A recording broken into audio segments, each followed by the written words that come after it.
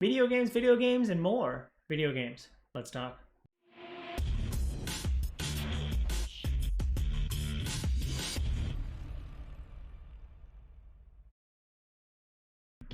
What up, viewers? What up? What up? Calc Soups here, and today is Friday, March 26th, and that means it's time for a quick recap of the week in video game news. We're running through the list. A lot of video games happening this week, so let's jump right in. It Takes Two finally launched this week. Well, finally. It Takes Two launched this week. I had mistakenly thought it launched a couple weeks ago, but that was just the gameplay trailer, or the launch trailer. Came out like 2 weeks ago, so I had thought it already come out, but it actually launched today. For those of you who don't know, It Takes Two is the latest game from Hazelight Studios, that is head by Josef Fares, who is the the Oscars guys from the VGAs. The previous game from them was A Way Out, so you know that they've got really good clout when it comes to kind of cooperative storytelling. Loved playing A Way Out, and I'm really glad to see this game is now finally out. Me and my wife have been enjoying playing some co-op games together on my channel every once in a while, so I think this is going to get added to the list because we loved playing A Way Out so much, and we enjoy playing video games together. So it's got a 90 Metacritic. It's probably one of the biggest, probably one of the highest scoring games for quite some time. So it's something to play. I think we're coming out of the lull so far. I think April and May and June are potentially going to be really good hotspots for some good games. Then you get the summer lull, and then all the Q4 stuff that'll come out later this year. But I think this is kind of chipping off the kind of spring video games that we were hoping to see. So I'm looking forward to playing this sometime soon. Let me know if you've already picked it up, what you think down in the comments below. Also launching this week is Monster Hunter Rise. I think it's I've kind of written this off in the back of my head as just Monster Hunter World, but this one's coming to the Switch. I was already seeing articles this week talking about when's it coming to PC, when I felt like the whole premise, and maybe I'm misreading it or mislabeling it, but I felt like the whole premise was just bring a Monster Hunter game to the Switch, which I know a lot of Monster Hunter fans are, the series kind of bread and butter was always on, I believe, the console, on the portable consoles, on like a DS, or the 3DS or some of those kind of consoles, and that was kind of where it lived. And so maybe this is more of a return to form than I thought, whereas Monster Hunter World was more of like a brand new experience of an open world kind of Monster Hunter game that I thoroughly enjoyed. But it's currently sitting at an 87 Metacritic. So again, those, I think both the games this week have scored really highly, and if you're into those series, probably must pickups for you. And again, we're kind of getting out of the lull, but we still have some time before kind of the April and May games come out. So could be a fun game to play with. I don't know if it's up to 4 players like Monster Hunter World was, but I know that there's always fun times to be had grinding monsters into pieces to make into your fancy hat. So good Monster Huntering for all you Nintendo Switch owners.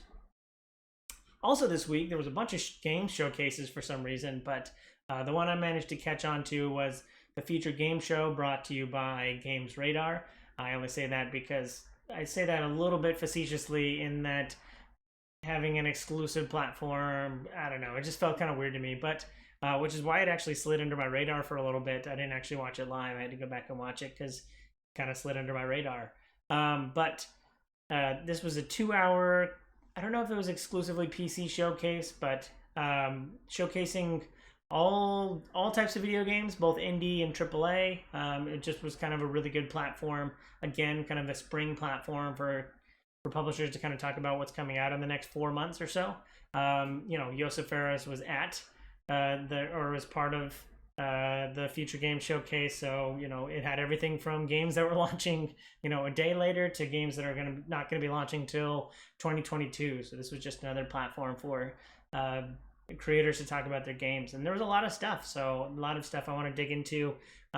There was way too much for me to list out in a 15 to 20 minute video, but the ones that caught my eye We got a little bit more information. I think we saw our first bit of gameplay for Daedalic Entertainment's Lord of the Rings Gollum.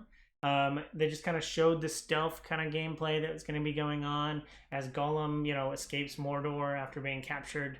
I'm looking forward to playing it again. Huge Lord of the Rings fan, so I'm really excited to play that. I felt like it's treading a little bit of the same space as like where the Shadow of Mordor or Shadow of War series went, but excited to kind of play as Gollum and see his side of the story, because again, I think they're taking it in like an interesting narrative direction to kind of explore somewhere that hasn't really been fleshed out. So excited to check that out. There's also this weird game. A bunch of them are going to be kind of weird games, but there was I don't even know if I'm saying it right. Inculinadi. Inculinadi, I think is how you say it. But the art style is what really grabbed the attention. I think that's the big selling point. Was it has like the kind of traditional monk drawings, that you would see on like a really classic like Bible or book or anything like that. You have the kind of monk drawings that you see around the side, and that was the art style they chose to go with.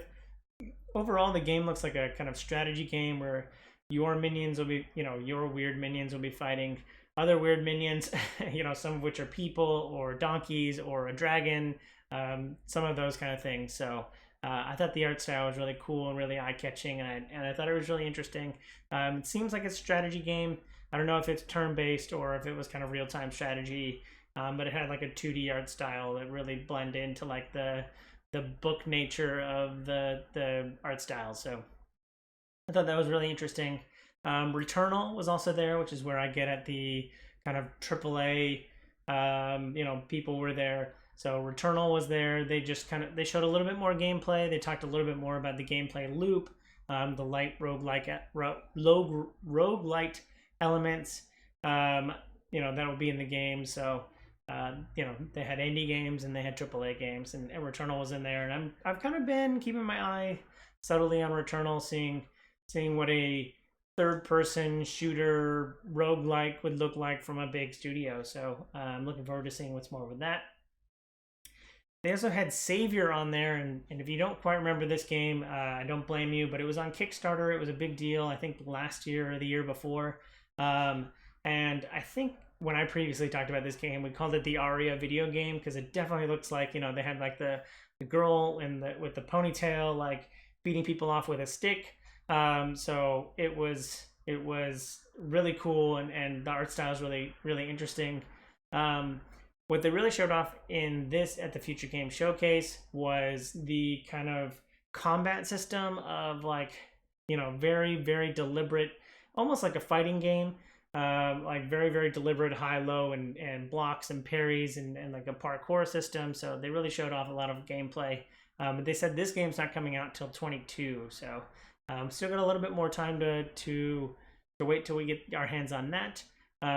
But overall, I thought that game looks really good, and I'm really interested to kind of see the kind of classic 2D platformer, but turned into kind of a fighter brawler kind of style. So yeah.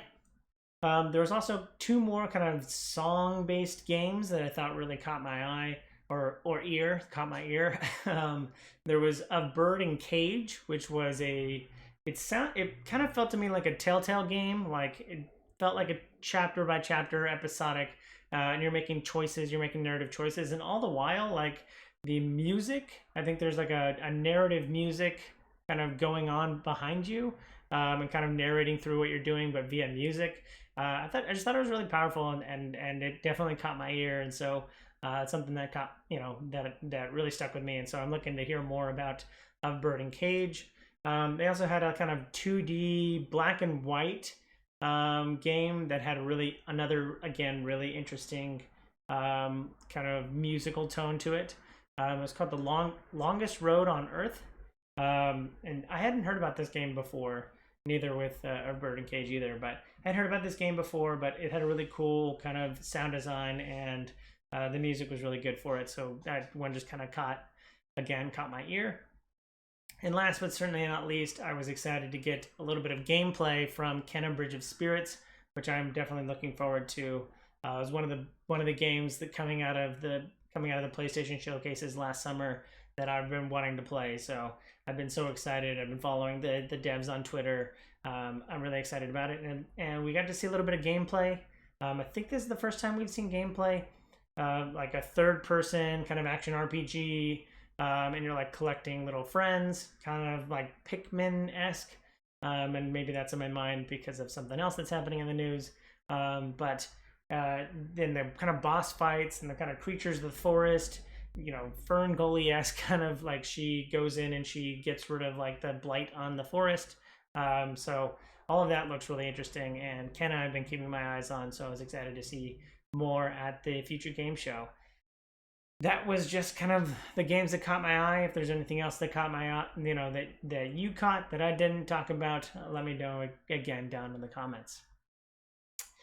Magic Legends went into open beta this week. That is the Magic Diablo, the Diablo-like game set in the Magic universe, where you play as like one of 5 planeswalkers, and you can mix and match, and you're like building a deck.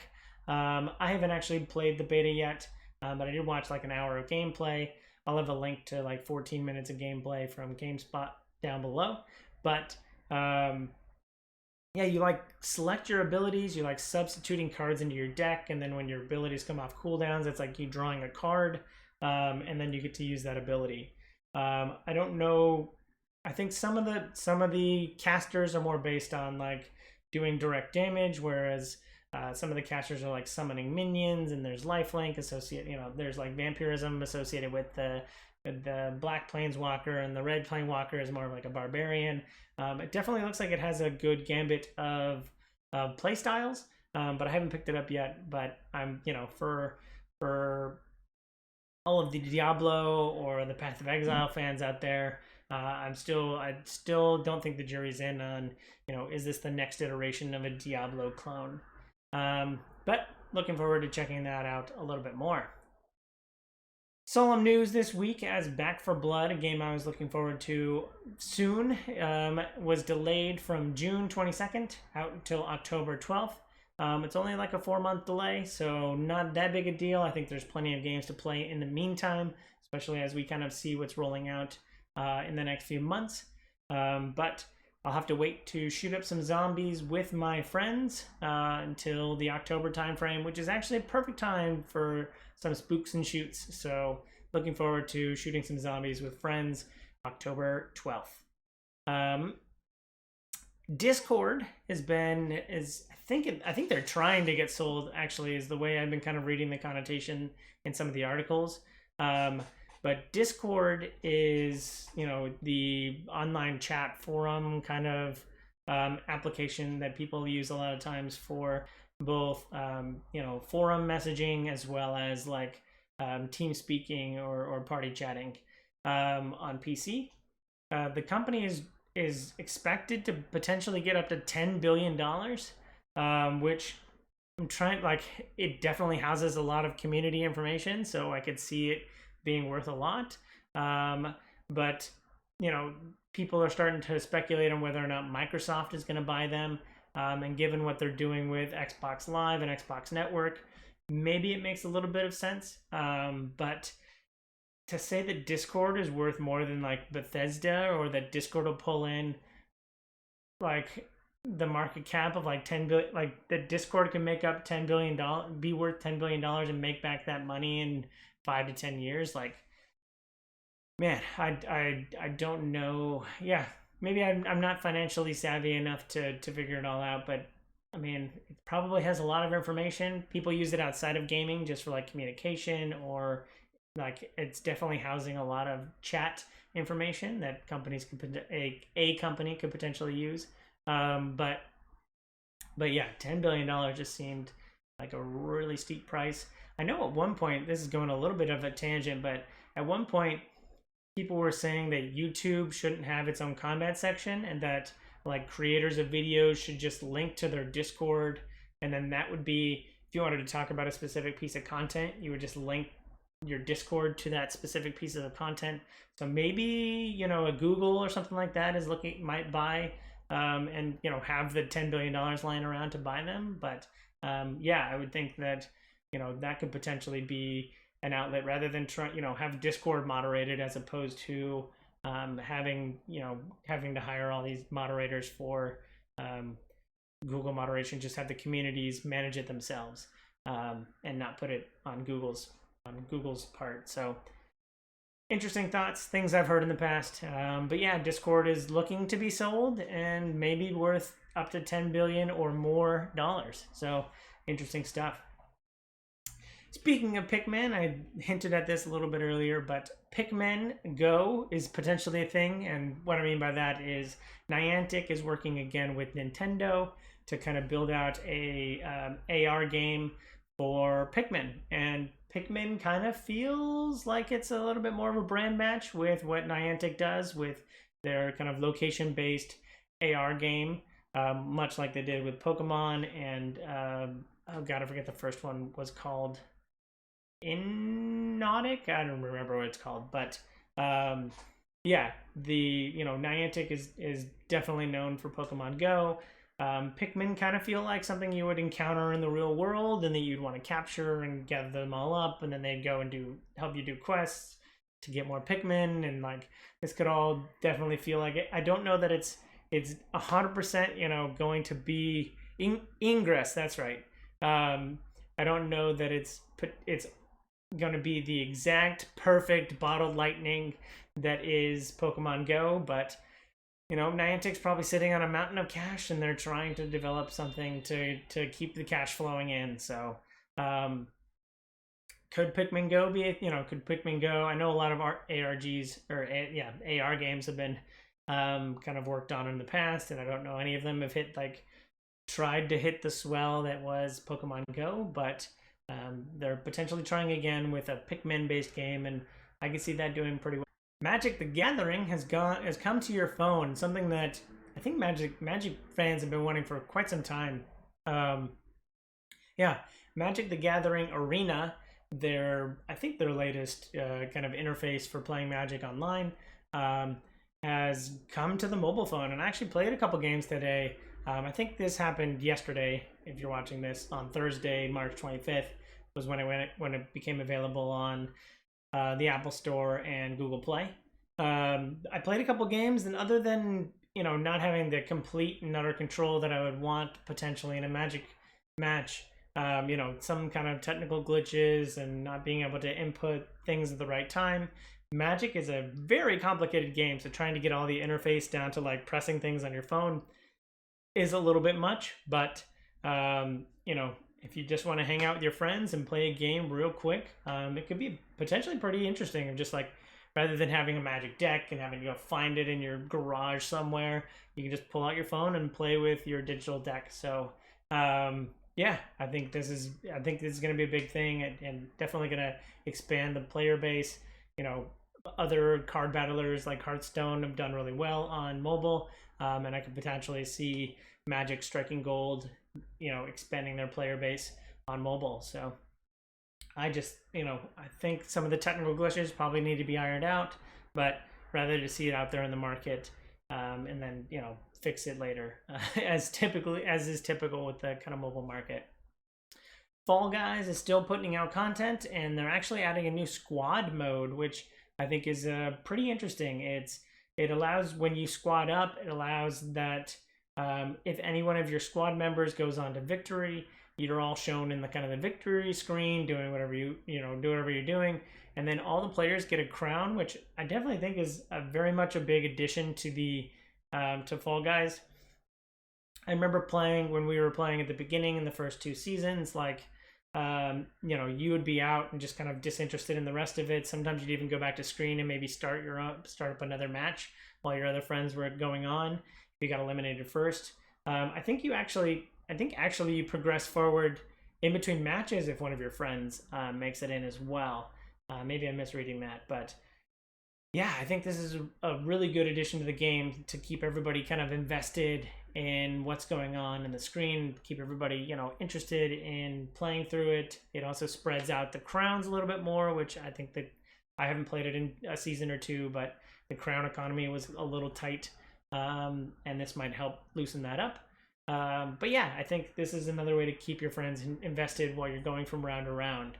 Is just one of you gets in, you get to continue to play with your friends. So should be fun. Should help in a lot of ways, and hopefully I can get my friends back into Fall Guys. Last but certainly not least, Ghost of Tsushima hit the news this week because Sony is working with the director of John Wick to make a movie. So nice. I'm wondering how they're gonna kind of cut it, because Ghost of Tsushima is very much like of two minds, of where you have like the samurai playthrough and the ninja playthrough, and how do you mix both of them together. And the John Wick director is definitely going to have really cool action scenes associated with that. So I just thought that was really interesting, and looking to see. I'm always looking to see video game IP on the big and small screen. So very much interested in this, and I think some cool action scenes could definitely be inspired by Ghost of Tsushima, which was a very pretty game, and you could definitely take some of that, make it very cinematic, because it was actually already a very cinematic game with like its parry system and just how everything was shot in bright colors, but like very down to earth and action oriented. I think this is a good move, so looking forward to seeing more on that. That's it for this week. Thanks for watching. I hope you enjoy this content. If you do, follow, like, and subscribe to me on YouTube and Twitch so you can see more great content like this.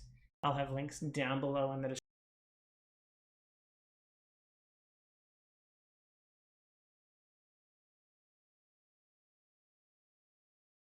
Thanks again. I hope you have a super day. I hope you have a super weekend. And I hope you have a super day. Bye!